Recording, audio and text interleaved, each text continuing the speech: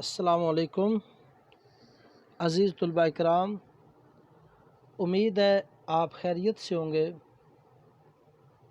سبق شروع کرنے سے پہلے آپ کو یاد دہانی کروا دی جائے کہ آپ کوشش کریں اپنے اس وقت سے فائدہ اٹھائیں اور قرآن مجید کو جو ناظرہ ہے وہ اچھی طریقے سے یاد کریں، تاکہ ہم امتحان میں بھی اور ویسے بھی قرآن مجید یاد کر کے اللہ کی بارگاہ میں سرخ روئی حاصل کر سکیں۔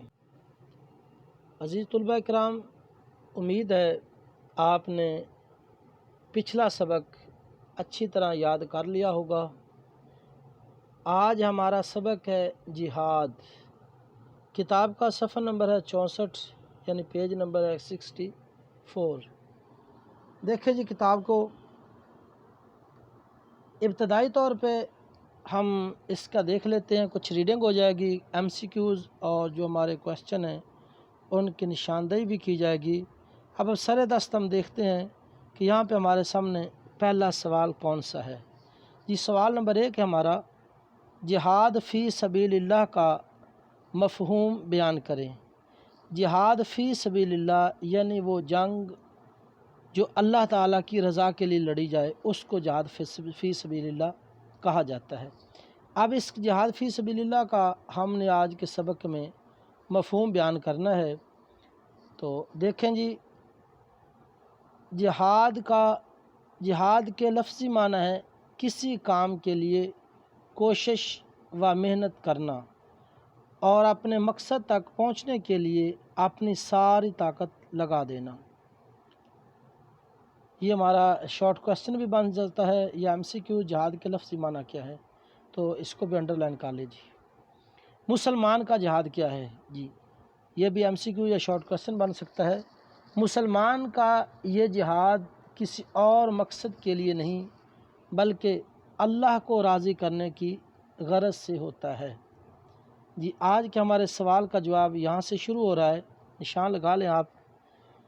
جہاد فی سبیل اللہ یہ ہے کہ اللہ تعالیٰ کے دین پر پوری طرح عمل کرنے اور دوسرے بندوں تک پہنچانے کے لیے وہ سب کچھ کر ڈالا جائے جو انسان کے بس میں ہے، اور اپنی پوری قوتیں اس مقصد کے حصول میں لگا دی جائیں۔ جو شخص جہاد میں حصہ لیتا ہے اسے مجاہد کہتے ہیں۔ یہاں تک ہمارے پہلے سوال کا جواب آ گیا۔ آخر میں آپ لکھ سکتے ہیں کہ جو شخص جہاد میں حصہ لیتا ہے اسے کیا کہتے ہیں؟ اسے مجاہد کہتے ہیں۔ یہ شارٹ کویسچن یا ایم سی کیوز بھی بن سکتا ہے۔ جی یہ ہمارا پہلا سوال مکمل ہوا، انتہائی آسان ہے۔ امید ہے آپ کو یہ جیسے ہی آپ پڑھیں گے ساتھ ہی یاد ہو جائے گا۔ جی آگے دیکھیں جی، سوال نمبر جو ہے 2۔ سوال نمبر 2 ہے، مسلح جہاد کے مقاصد بیان کریں۔ یعنی جو ہم جہاد کرتے ہیں اس کا مقصد کیا ہے، جہاد کیوں کیا گیا، کیوں ضروری ہے؟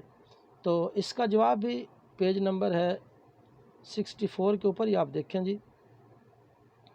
جہاد کے مقاصد، جی مسلح جہاد کے سلسلہ میں یہ بات ذہن نشین رہے کہ اس کی اجازت 2 مقاصد کے لیے دی گئی ہے۔ یعنی جہاد کب کیا جاتا ہے یا جہاد کرنے کا مقصد کیا ہے، تو اس کے 2 جواب ہیں ہمارے سامنے، نمبر 1 اور نمبر 2۔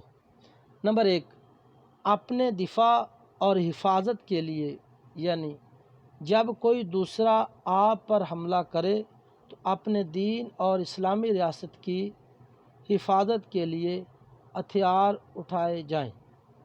ٹھیک ہے جی، یعنی وہ کوئی حملہ کر دے تو اپنے ملک کو بچانے کے لیے، اپنے آپ کو بچانے کے لیے آپ دشمن پر جوابی حملہ کر سکتے ہیں۔ جہاد کا مقصد ایک یہ ہے۔